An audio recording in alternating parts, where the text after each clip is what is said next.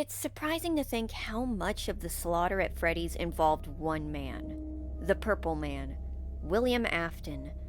Donned in only a rabbit suit, this monster murdered dozens of children and possibly murdered, or was directly responsible for, the deaths of multiple unknown employees. The man left a bloodbath wherever he went. He was technically never caught, or at least never truly charged for his crimes. From Fredbear's Family Diner to Freddy's to beyond, restaurants would close and management would shift, but Afton would always come back to leave a trail of bodies in his wake. But that wasn't enough. Sadistic and cruel, Afton decided that there simply wasn't enough dead children, and in the midst of his active period, he decided to piece together a new selection of weapons to use. And with these weapons, he wouldn't even have to be in the room to pull the trigger. These were the Funtime Animatronics, a band of children entertainers built with a double purpose and a dark secret under their segmented plating. To be featured in Afton's newest restaurant, Circus Baby's Pizza World, the Funtime Animatronics would use their new and advanced features to amuse and amaze children at birthday parties, and then use their very specific set of skills to get one away from the group and then grab and dispatch them. They were kidnapping and killing children right under the noses of the other partygoers. Or that was the initial plan.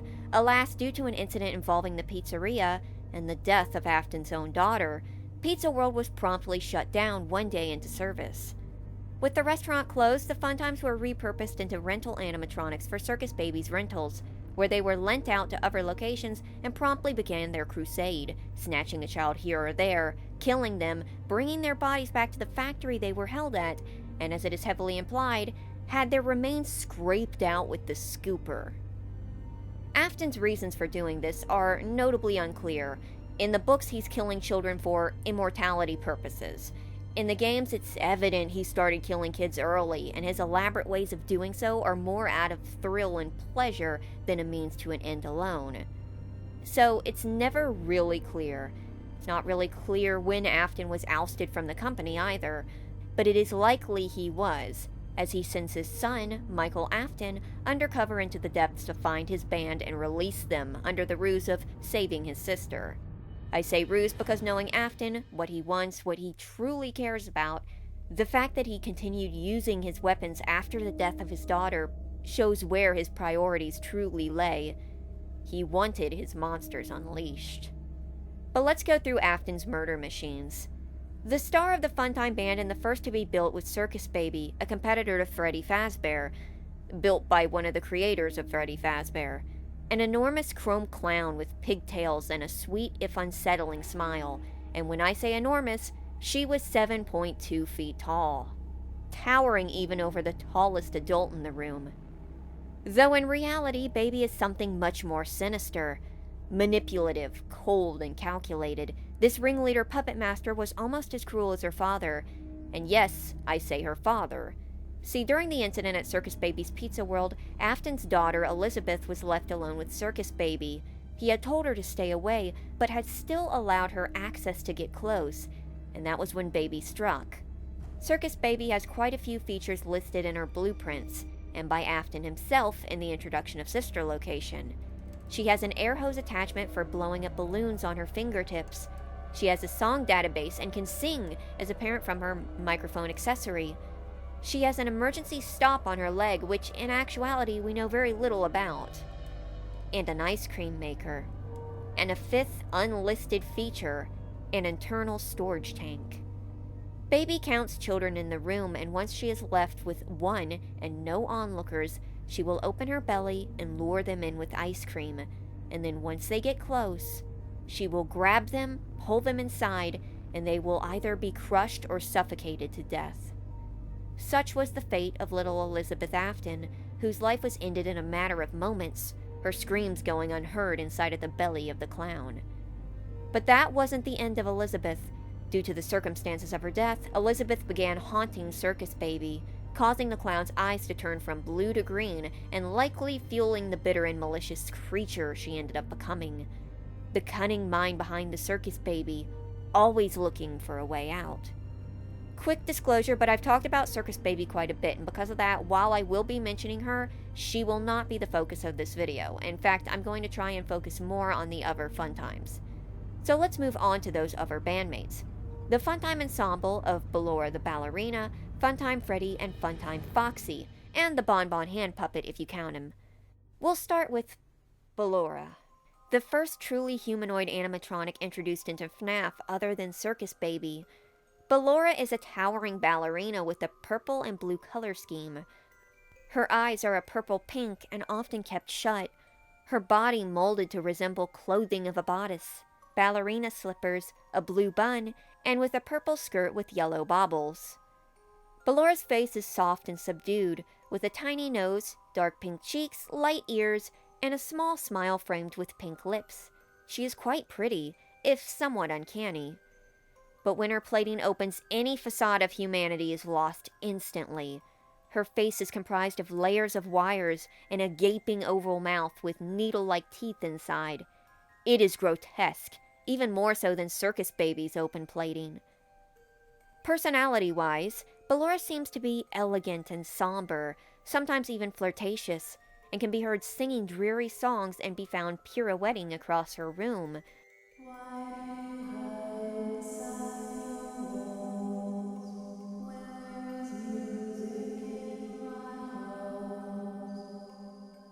But this too is all a ruse. Ballora is just as aggressive as the other Funtime Animatronics, and if she catches you, she will dispatch you quickly. Is someone there? I can hear someone creeping through my room. Perhaps not. If you dare to enter the Ballora gallery, Ballora will begin to spin across it and will zero in on you. Now you would think with her eyes closed she would have trouble doing this, but she has two things in her favor. Firstly, she has excellent hearing due to her audio activation sensor. If she hears something, she will wake up and begin to hunt. Secondly, she has the Minireenas, her little backup dancer dolls who work as both her eyes and her extra hands. Ballora seems to control them, but to what extent they are independent of her is unclear, though they do serve her. Because of this, Ballora is more than capable of finding you. And don't let the physique and design fool you, she is more than capable of taking someone out. Despite the fact that in her blueprints, Ballora is revealed to be programmed as a distraction to draw away attention, while the other Funtimes, specifically Circus Baby and Funtime Freddy, target lone children. It should be noted that as mentioned in her blueprints, she has something called a remote activation connected to Circus Baby, meaning that Baby can trigger Ballora to start distracting the other guests remotely once she has locked onto potential victims. This amount of control Circus Baby has over Ballora is something that will come up later on. Because of her dancing and the fact that she is a 347-pound animatronic of wires and plates dancing on two tiny points of feet, Ballora is outfitted with balance and stability sensors, or modules, in her waist, and collision sensors in her legs. This is likely why in Help Wanted 2, Ballora is shown swinging her leg out far as she pirouettes, not just to show off her excellent form, but to detect anyone in the nearby vicinity. But Ballora is a rather impressive dancer, all things considered. She is shown in sister location to idle spin, but in Help Wanted 2, she is shown in faster pirouettes. And in Fnaf AR, the different Ballora skins actually have their own little dances. Assuming these are all accurate portrayals, Ballora seems to be pretty dexterous. Though, this is all but confirmed by the other way Ballora gets around. Understandably, it would be difficult to dance over all terrain, but Ballora has figured out a way to get around this. By turning her legs around and crawling on all fours. If you ever needed a visual example of how little true humanity there is in Ballora, this is it. She is something that only looks and pretends to be human. Circus Baby says on night 4, when Ballora is shown being scooped, that she has learned how to pretend while Ballora hasn't, and never learns. It's unclear if Ballora is simply incapable of controlling her instincts and programming to kill, or if this has something to do with Baby's direct control of Ballora. Baby seems like the type who would mock someone over something they cannot control. but Ballora herself is never shown to be anything but aggressive, if that was ever in her control at all. One more interesting note on Ballora is the connection between her and Afton's wife.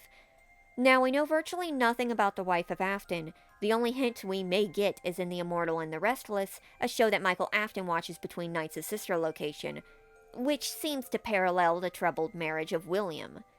The female lead, Claire, is believed to be a stand-in for Mrs. Afton. Since then, a popular theory has been that Ballora is William Afton's wife, or is possessed by her. It was so popular, in fact, that in Security Breach years later, there's an Afton family Easter egg where the mother staff bot resembles Ballora, well, in coloring. But as for Ballora being Mrs. Afton, this is not really the case, not confirmed to be the case. If it was, it likely would have been said or implied somewhere, which hasn't happened. The Staffbot teaser was likely a result of the popular fan theory, and the other evidence I've seen used is her flirtatious demeanor, which I don't think is maybe enough. In fact, I would say that if Ballora was Mrs. Afton, she would have definitely had a bigger role, say in Pizzeria Simulator, but that did not happen. A common alternate theory is that Ballora was designed based off of Mrs. Afton, and that is actually very possible. Okay, I wasn't going to bring this up, but let me just throw this out here. Part of the reason that Ballora Mrs. Afton theory might have taken off is that perhaps because of Pinkypills. Pinkypills did a line of unofficial Fnaf comics. I'm not sure if they were before or after she was hired, or in her early years of working with Fnaf, but I do know that they're non-canon. Those were the comics that were controversial due to a moment with William, but that's not important. There was a popular comic featuring Mrs. Afton, where she is a ballet teacher who is, spoiler alert, killed by William. And I've always wondered if that has been part of the reason that the Mrs. Afton Ballora theory took off so quickly, because again, I wasn't able to date these comics. Okay, I didn't look that hard admittedly, but I think they might have been around the same time. But it's time to move along to the next animatronic. Funtime Freddy. Funtime Freddy was the Funtimes iteration of Freddy Fazbear. Instead of his predecessor's brown plush exterior, he is comprised of white, purple, and pink plates, though does have his bulky physique. He has wide, expressive blue eyes and purple-pink cheeks, a black hat and bow tie, and a Bonnie hand puppet mounted on his right arm, which is blue with a red bow tie. Due to Freddy's softer and more typical animatronic design compared to the others, you may think that he is the least dangerous of the gang. And you would be dead wrong. What Funtime Freddy lacks in a threatening design, he makes up for in his disturbed nature. Funtime Freddy is boisterous, with a loud personality and voice to match, and he's aggressive and sadistic. He will play around with his victims and joke at their expense, all while using his hand puppet to corner them, or just chucking it at them. The Bonnie hand puppet, or Bonbon as Freddy affectionately calls it, is both a separate animatronic and a part of Freddy. The two share blueprints and seem to work in a sort of hive mind, but are also depicted with separate personalities. Either way, Freddy is the dominant of the two, and often sends Bonbon out to scout or seek and destroy, which is possible due to Bonbon's separate power supply. This is also useful as Bonbon is a lot faster than Funtime Freddy. Funtime Freddy can often be heard laughing or yelling or chatting with Bonbon in a mocking way. Hey, Bonbon! I think that's the birthday boy over there. We should go give him a surprise. I know you're over there somewhere. Again, all at the expense of his target, trying to unnerve them. But they also go to show how much he enjoys what he does. It's a contrast to Circus Baby. Circus Baby's aggression is a mix of entitlement and bitterness, but she seems willing to play nice with someone if she can use them. Funtime Freddy simply indulges. Everyone is a possible victim. It is never stated directly, but I would doubt that Funtime Freddy's goal of escaping the rental facility would be out of freedom's sake alone, or that he doesn't enjoy going from party to party snatching kids. It seems more out of an attempt to be in control of the situation, to not be held back, and this is backed up during the band's breakup later on when he asserts control, but we'll get back to that. Let's move on to Funtime Freddy's skills, as he has a plethora of them. Notably, unlike some of the others, Funtime Freddy's blueprints are a little more transparent about what he is truly made for. Firstly, Freddy has a proximity sensor and grouping coordination module in his hat. It's self-explanatory and is likely so he can detect how many children are in a given location. Next, there is a feature inside a bonbon, a 360 pivot parental tracker. This is the true reason for bonbon's existence, to be a lookout while Funtime Freddy is attending to a guest. Bonbon can spin around and see from all angles in a way that Freddy would have real trouble with. Freddy's speaker has the ability to mimic voices to lure children, as blatantly stated in the blueprint. And then there is the storage tank. Looking in his belly on the blueprints, the keen-eyed viewer might notice something disturbing. The model of a child hidden in Funtime Freddy's belly. This is just like with Circus Baby. Funtime Freddy is made to abduct children and likely kill them while they're trapped inside of him. He checks how many children are in a room and lures one to a secluded place. Then, while Bonbon keeps a lookout, he grabs a child and forces them into his belly. He's too thick and too loud for anyone to hear the child's cries. The fact that Funtime Freddy likely takes glee in this is incredibly unnerving. One last interesting thing of note before we move on involves Funtime Freddy's ability to emote. Not many animatronics are capable of emoting. In fact, for the most part, the only non-cartoon animatronics we have seen doing such have been the puppet's angry eyes, Mr. Hippo's pensive expression, and the Glamrocks. But as revealed in Help Wanted 2, Funtime Freddy gets angry eyes while coming to attack. This game also shows that when warded off with fake tapes of Bonbon's voice, his eyes will shine blue and he will fall back into a dormant state. To me, this suggests that Funtime Freddy isn't genuinely fooled by the Bonbon voice and is instead following a programmed command. Now let's look at the final member of the Funtime band, save one who we will discuss later. Funtime Foxy. Funtime Foxy is the newest iteration of Foxy carried over from the Freddy's band into Circus Baby's own. Discarding the pirate theming, Funtime Foxy is a white and pink plated fox with a red bow tie, a speaker in its chest, large yellow eyes, and a pink and white tail, notable as Pirate Foxy lacked one. Funtime Foxy has a long muzzle filled with short, sharp teeth, and when the plates peel back, the mouth remains, instead just exposing the gumdrop-shaped skull behind it. An eerie sort of sight. But on first appearance, Funtime Foxy might not look so terrifying, only a little more intimidating than Funtime Freddy if you count the jaws. But unlike Funtime Freddy, who makes it up in his inner hideousness, Funtime Foxy's personality is peculiar. As in Sister Location proper, they do not really have one, largely due to their lack of voice lines.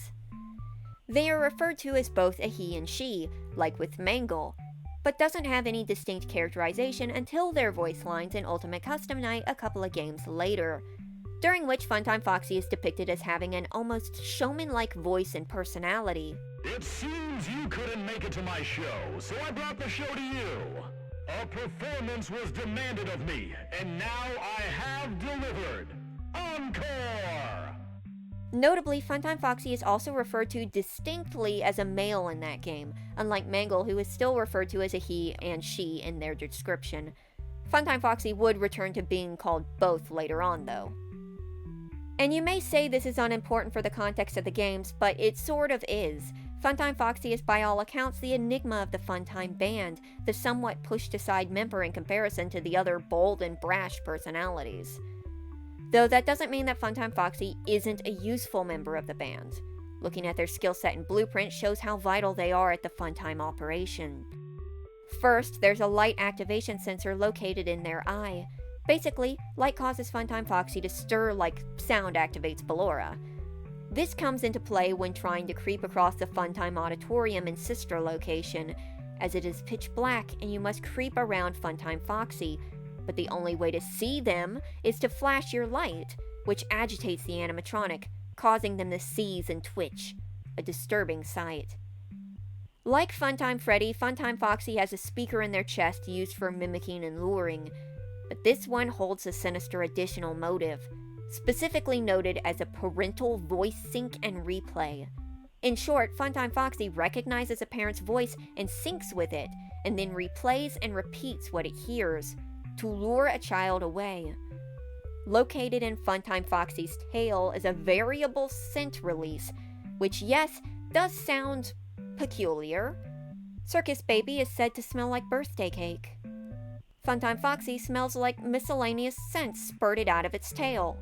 Sometimes it's pizza, sometimes it's deep-fried onions, sometimes it's just to improve the atmosphere, other times it's to cover an odor that would immediately give away something foul.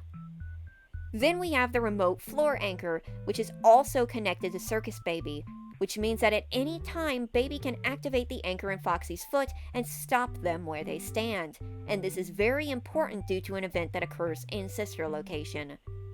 On night 3 of Sister Location, Funtime Foxy jump scares Michael and he is captured and taken into the scooping room. So this shows restraint, right? Funtime Foxy's in on the plan and holding back to go along with it.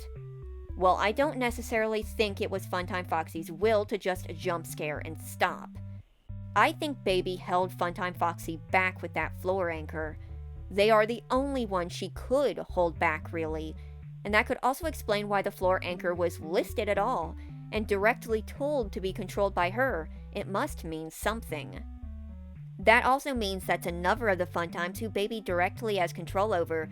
The only one she doesn't have any directive attached to is Funtime Freddy. That'll be important later. There is also a popular theory that Funtime Foxy is the one who talks to you through Night 4, not Baby, because they can mimic voices, though their blueprint says they specifically replay parental voices. However, considering what Baby says, the fixation on ice cream, the bitterness towards Ballora, the sort of haughty self-importance, this seems to align with Baby's two-faced nature. Let's put it this way. I don't think Ringleader Circus Baby would put up with Funtime Foxy pretending to be her, unless she was still remote controlling them. Moving on, in Sister Location Custom Night and Ultimate Custom Night, Funtime Foxy is given a new mechanic that somewhat resembles classic Foxy's a little more.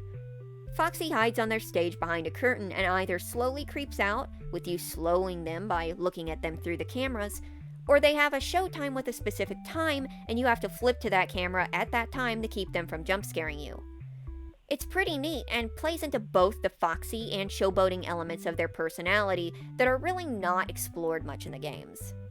Moving along, while Funtime Foxy and Toy Foxy share a similar design, they are not the same character.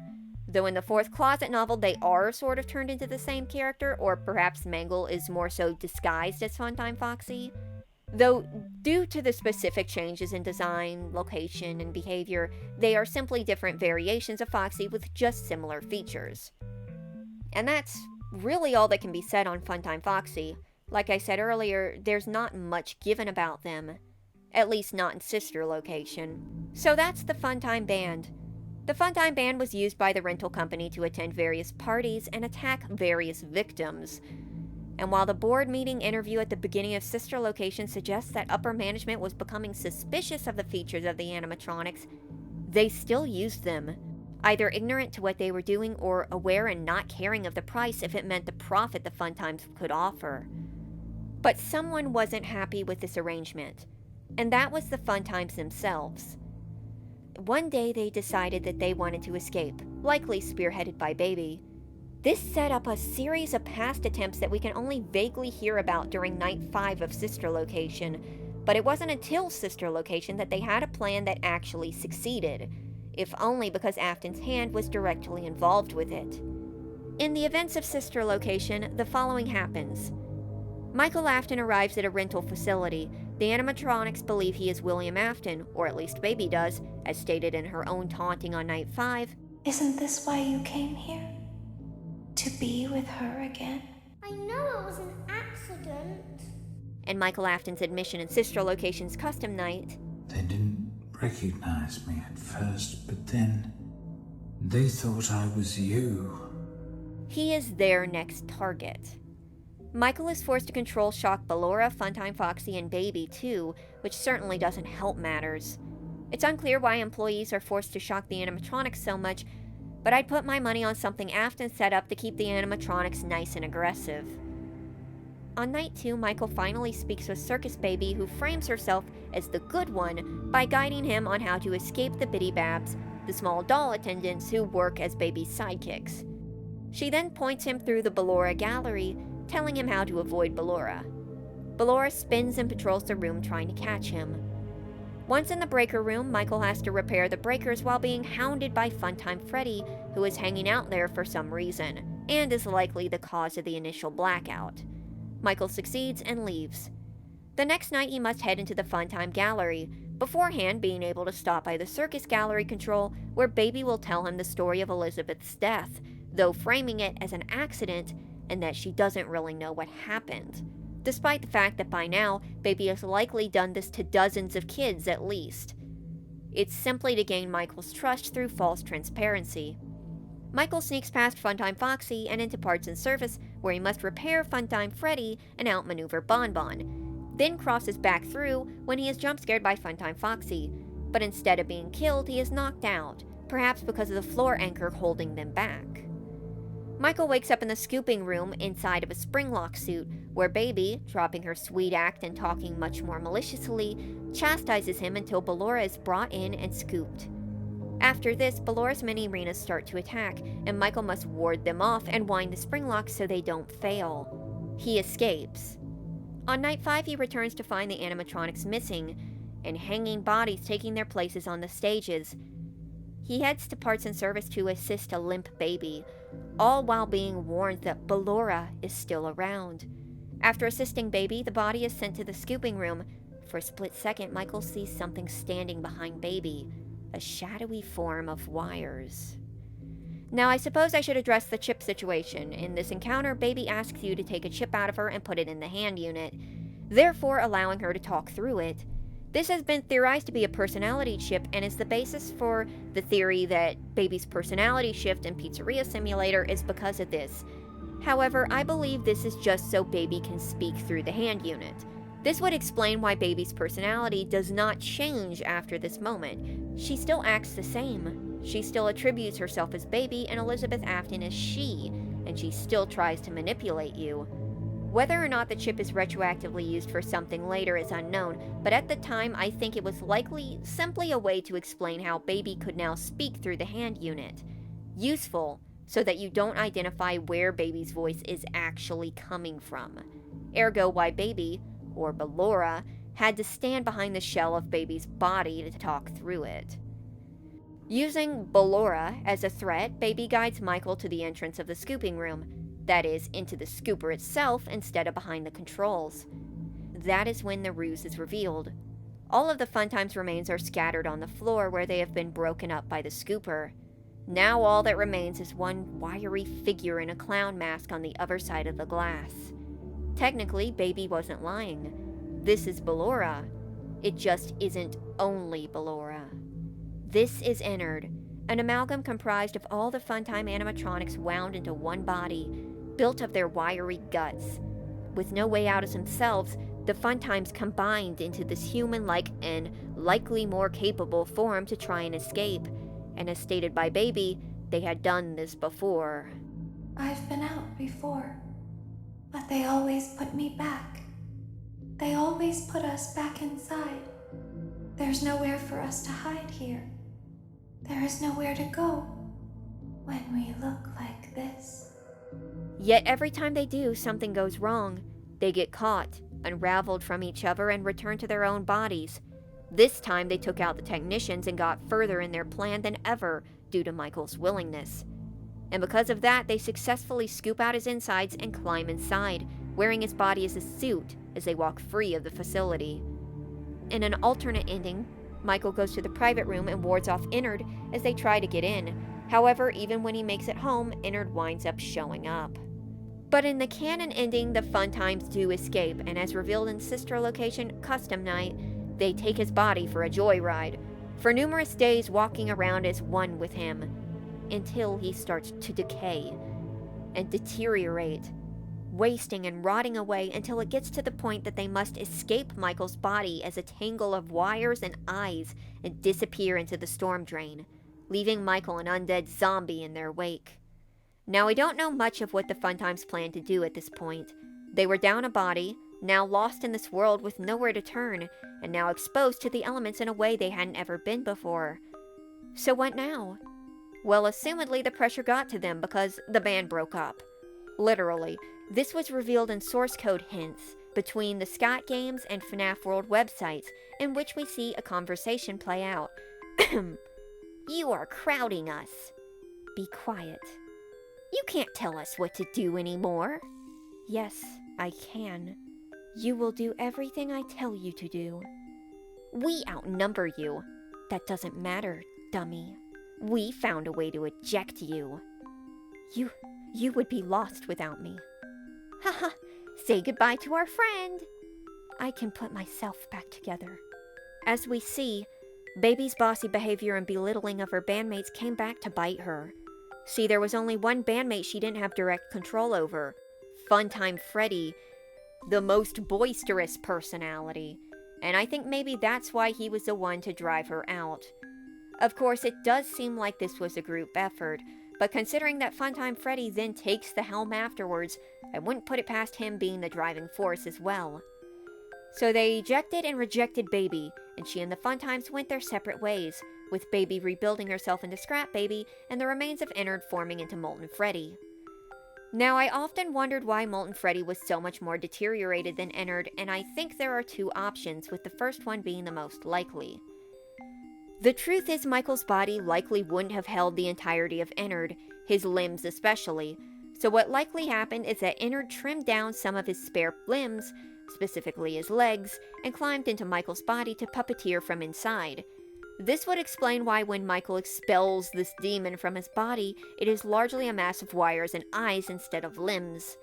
And that's why Molten Freddy is just a tangle of wires, because they shed their major limbs to climb into Michael.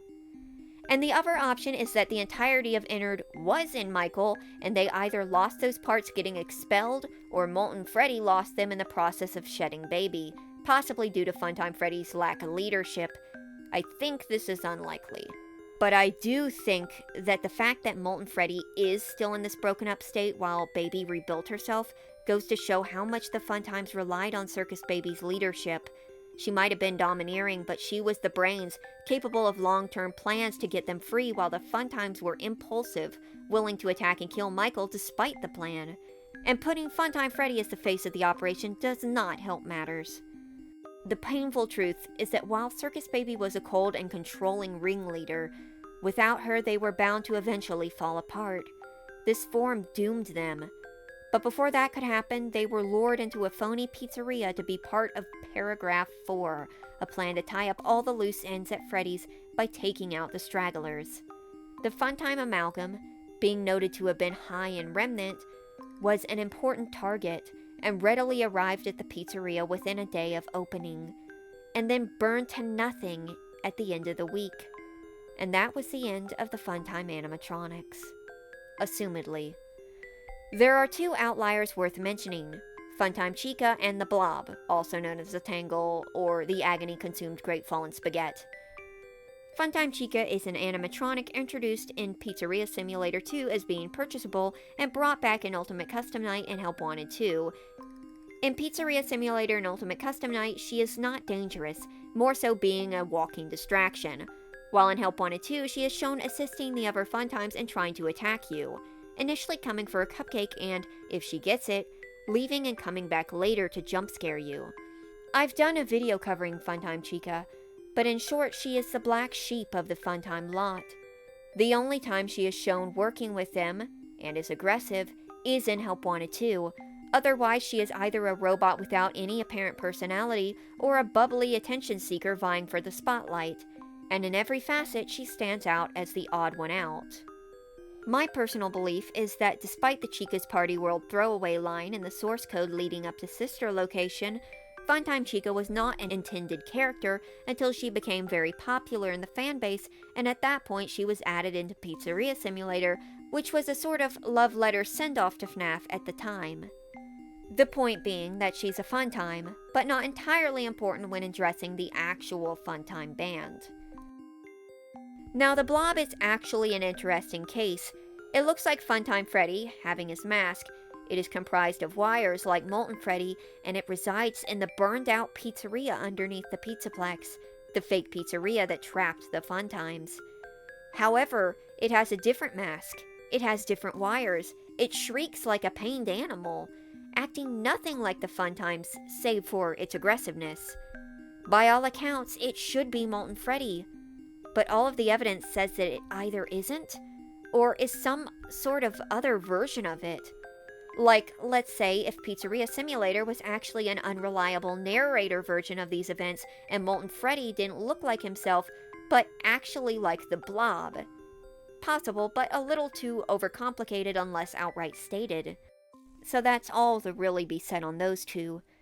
Now, the Funtimes do appear in games such as Ultimate Custom Night as animatronics to be encountered. As I said earlier, this is where Funtime Foxy gets their voice lines.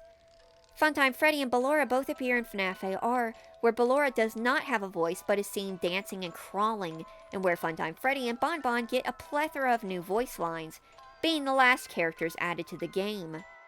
Scream all you want, no one will hear you. Don't worry, I'll visit you in your dreams tonight.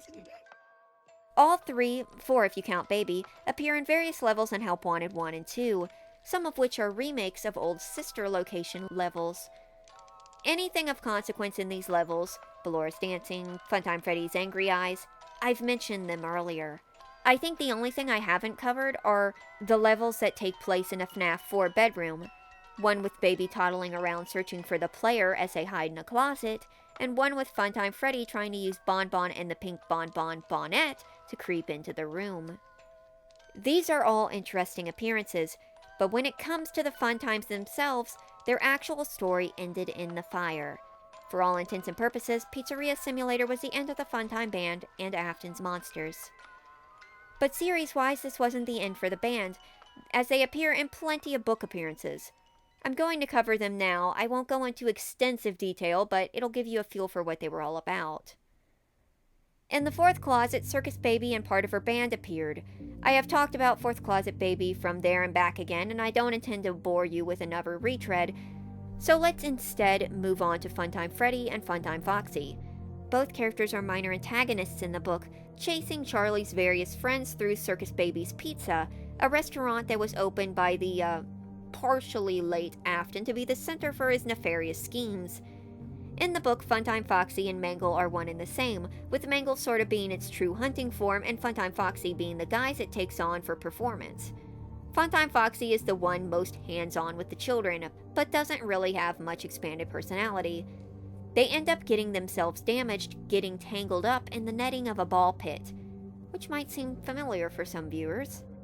On the opposite side, Funtime Freddy resembles his in-game appearance, even using some of his familiar lines, but notably lacks his Bon Bon companion, which is likely how he ends up getting himself wedged into and crushed in a merry-go-round, which leaves him in a broken, wiry state that might sort of be a reference or a nod to Molten Freddy. So these two are basically the scratch and grounder of FNAF. They go after the good guys, get themselves bodied, and crawl back to their boss licking their wounds. Except, as they are under the influence of the souls of the missing children, they end up turning on Afton when they do, only to fall dormant when he is killed. Ballora is notably not in the book. I suppose they couldn't fit her in, but in a book with a lot of stuff going on and some of it disconnected from other stuff, I almost feel like you could have just jammed her in there and nobody would have noticed. Heck, I've seen some folks say that she should have been the Not Charlie doppelganger, and honestly, a lot of my issues with Not Charlie would have probably been erased by that decision.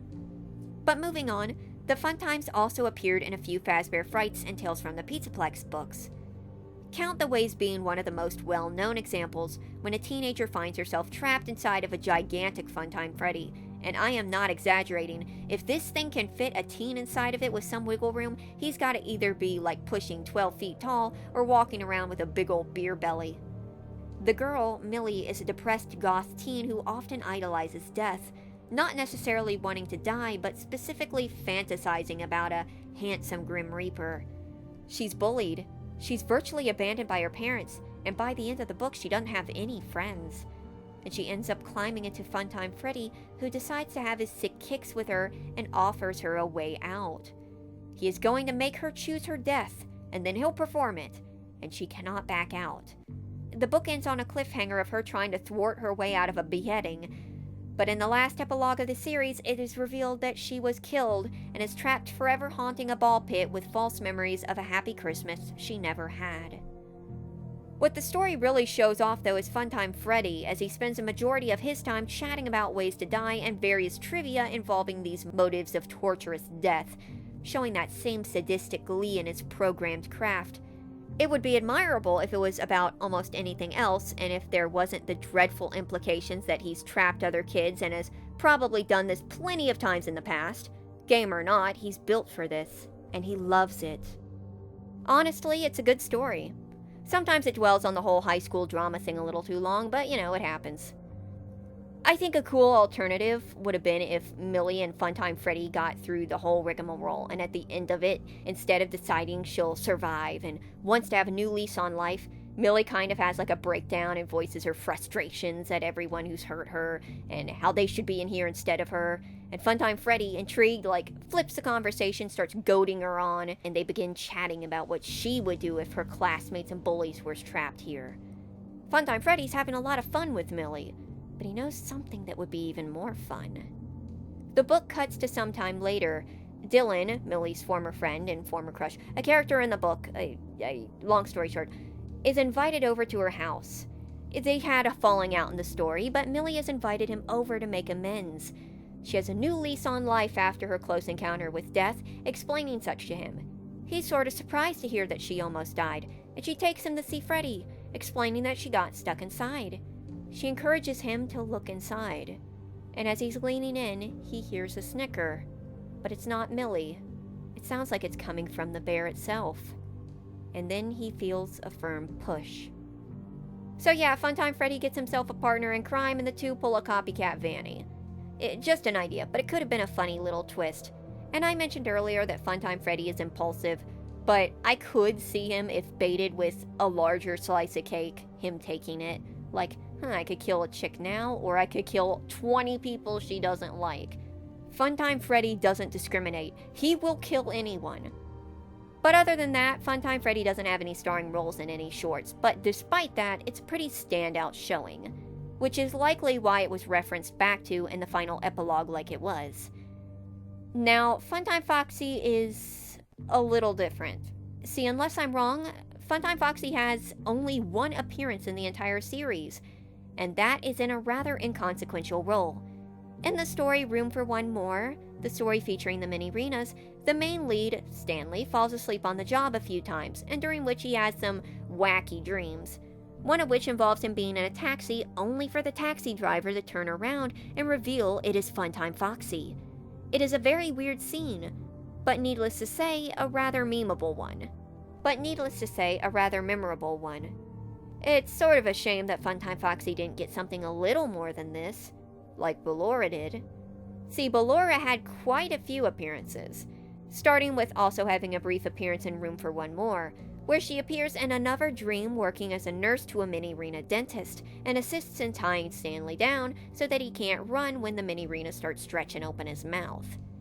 But as far as starring roles, Ballora appears in Dance With Me. In Dance With Me, a thief named Casey ends up swiping a pair of novelty glasses while stealing a purse, and when you look through them, you can see an illusion of Ballora dancing. And over time, Ballora gets closer and closer. Casey decides to give up her life of crime and returns the purse and the glasses to the woman she stole them from and her daughter. The daughter puts them on and begins to dance, and the story ends.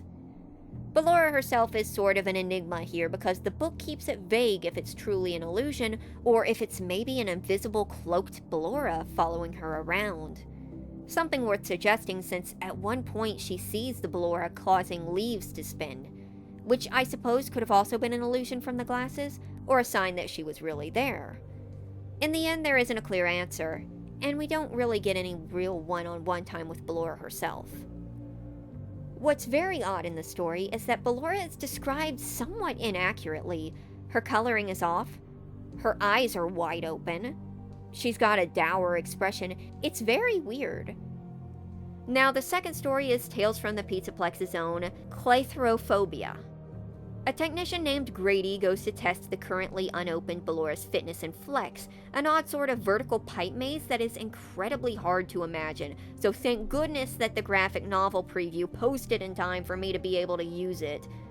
Ballora's an attendant in this attraction, whittled down to her upper half, and is sort of and is attached to a sort of track mechanism that slides her around the tubes to help guests through.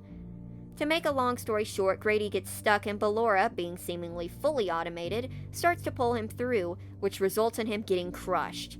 Alas, because he is upside down, there is so much blood flowing to his head that he must stay alive as he is slowly crushed further and further until he finally succumbs, alone with Ballora in the depths of the tubes.